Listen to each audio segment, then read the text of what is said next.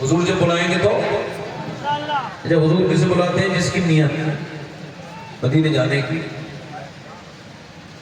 ورنہ لوگ دعائیں کرتے ہیں اور 2 نمبر ہی مانگ کر رہے ہیں. یا اللہ مجھے مدینہ دکھا دے، اور پھر رجسٹرار آفس سے آئے 20 لاکھ کی زمین لکھوا کے پھر وہی مدینے دعا کر رہے ہیں یا اللہ مدینہ دکھا دے. کیا دعا کر رہے ہیں؟ اب ان سے پوچھو کہ تیرے پاس مدینے سے کوئی ٹیلی فون آئے گا کیا؟ مکے سے کہ بھئی آ جا، تیرے بغیر دل کو چین نہیں ہے، تیرے بغیر یہاں مدینے میں رونق کوئی نہیں ہے، یہ فون آئے گا کیا؟ لوگ حج کا مہینہ آ رہا ہے، آخری دنوں میں حج کو جائیں گے لوگ. آخری دنوں بچوں کی شادی کر لی، سب کچھ کر لیا. کب کرو گے حج؟ جب سب کام سے فارغ ہو جاؤں گا. معاذ توبہ توبہ. اعلیٰ فرماتے ہیں حضور طیبہ سے بھی کوئی کام بڑھ کر ہے کیا؟ مدینے کی حاضری سے بھی کوئی کام بڑھ کر ہے؟ اس کا مطلب یہ ہے کہ جو حج کرتے ہیں ان کے بچوں کی شادی نہیں ہوگی. یہ تو مطلب نکلا. اس کا مطلب یہ نکلا حج معاذ اللہ اتنی ایسی چیز ہے کہ جس کو کر لو تو پھر بچوں کی شادی نہیں ہوگی. یہ کون سے آدمی نے تمہیں سمجھائی؟ یہ جہالت والی بات ہے. حج اگر فرض ہو جائے، حضور فرماتے ہیں جس پہ حج فرض ہو جائے، یعنی اتنا پیسہ اس پہ ہو کہ حج میں جا سکے آ سکے، فرماتے ہیں پھر بھی حج نہ کرے، مجھے کوئی فرق نہیں پڑتا وہ مرے تو یہودی بن کے مرے یا نصرانی بن کے مرے. حج میں تاخیر کرنا منع ہے. آپ سمجھ رہے ہیں؟ مدینے جانے کے لیے نیت ہونی چاہیے. کیا ہونی چاہیے بولو؟ ایک رکشے والا مدینہ چلا گیا تھا، زور سے تو بولو سبحان اللہ. اور رکشے والا مجھے ملا مدینے میں 2 سال پہلے. کہنے لگا میں حج کرنے آیا ہوں، وہ مدینے میں آیا ہوں حضور کی بارگاہ میں عمرہ کرنے اور یہاں حضور کے شہر میں حاضری کرنے. میں نے کہا اچھا. کہنے لگا سید صاحب میں رکشہ چلاتا ہوں. اور میں نے رکشہ چلایا، 10 روپے 20 روپے 50 روپے جتنے بھی بچے روز کے حساب سے ڈالتا رہا. 12 سال کے بعد ایک ناز شریف سن کے بہت رویا. تو پھر میں ٹور والے کے پاس گیا اپنا سارا گلک لے کے، تو 57,000 روپے نکلے. اس نے کہا تیرے اتنے محنت کے پیسے ہیں، میں تجھے باقی پیسے میں ڈال دوں گا، تجھے لے کے جاؤں گا. وہ اپنے گھر گیا، کہتے میں نے اپنی بیوی سے کہا مدینے جا رہا ہوں.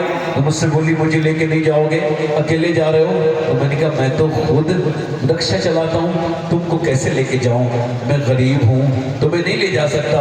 کہتے وہ اندر گئی، اس کا 1 تولہ زیور تھا، میرے پاس لا کے بولی کہنے لگے اسے بیچ دو، مجھے کوئی قبر میں تھوڑی لے کے جانا ہے، مجھے میرے نبی کا مدینہ دکھا دو من میں سے. جب ہوگا طیبہ میں جانا ہے، رو رو کر حال دل. چلے بھائی اے بھیا کہاں جا رہے ہو؟ کہاں جا رہے ہو؟ کہاں جا رہے ہو مجھے بتاؤ تو. بیٹھو نیچے. ویسے تو کچھ سنتے ہوتے نہیں ہو، موبائلوں میں لگے رہتے ہو، ایسے ہی سن کے چلے جاؤ. ایسے دنیا دار ہو کہ تمہیں یہی نہیں پتا کہ حضور کی محفل ہے. کم سے کم کچھ تو لحاظ کیا کرو کہ سرکار کا ذکر ہو رہا ہے، ذکر کو چھوڑ کے جانا، پیٹ دکھا کے جانا کتنی بری بات ہے. جب فلم دیکھو گے تو پوری دیکھو گے، فیس بک انسٹاگرام دیکھو گے تو 3 گھنٹے تمہاری نہ تو انگلی تھکے گی، نہ تمہاری آنکھیں تھکے گی، نہ تمہاری کمر تھکے گی. تم دیکھتے چلے جاؤ گے. ابلیس نے تمہیں ایسا اپنے چکر میں لگایا.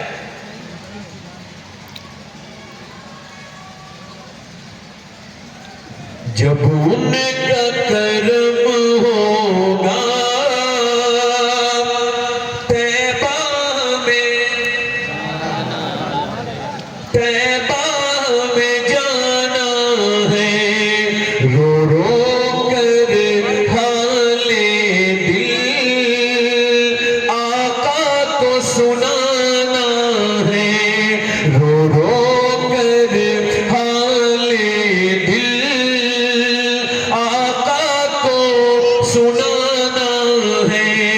اس لیے کماتے ہیں، اس لیے کمانا ہے،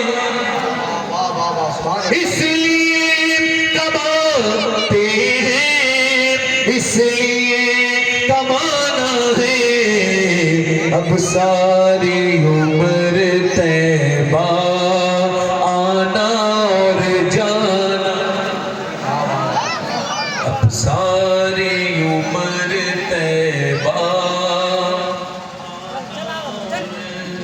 آنا اور ابھی میں آیا ہوں، مجھے 15 دن ہوئے نہیں ہوئے مدینے سے آئے ہیں، میں 30 تاریخ کو آیا ہوں، آج 12 دن ہوئے حضور کی بارگاہ سے آئے، اور ابھی میں 1 مہینہ 10 دن کے بعد پھر جا رہا ہوں حج کرنے کے لیے۔ کیوں؟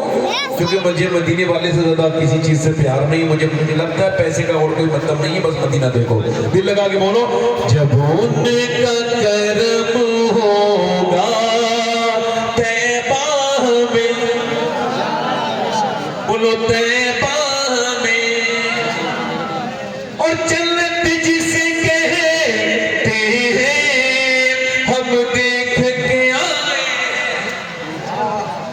جنت جسے کہتے ہیں ہم دیکھ کے آئے ہیں، ایک پیارا سا کوچہ ہے گنبد وہ سہانا ہے، ایک پیارا سا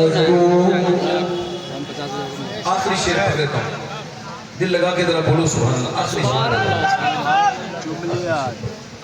بڑی مشکل ہے تبلیغ کرنا ہندوستان، بٹھانا پڑتا ہے، سمجھانا پڑتا ہے، بیٹھ کے سنو پھر لوگ سنتے ہیں، ورنہ ہمارے بھائی لوگ جانے لگتے ہیں کہ چلو یار، اچھا ایک سنی دنیا سے جا رہا ہے، کہاں سے جا رہا ہے بولو؟ تو لوگوں سے کہہ رہا ہے ذرا میرا چہرہ مرنے کے بعد نا جب دھونا نا تو تھوڑی روئی سے میرا چہرہ صاف کرنا اچھے سے، ایسے کر کے، اور پھر سرما لگا دینا، چہرہ میری داڑھی کاٹ دینا، ٹھیک سے چہرہ بنا دینا، کہا کیوں؟ ذرا غسل میں لوگوں کو چہرے کو سجا دینا، ذرا غسل میں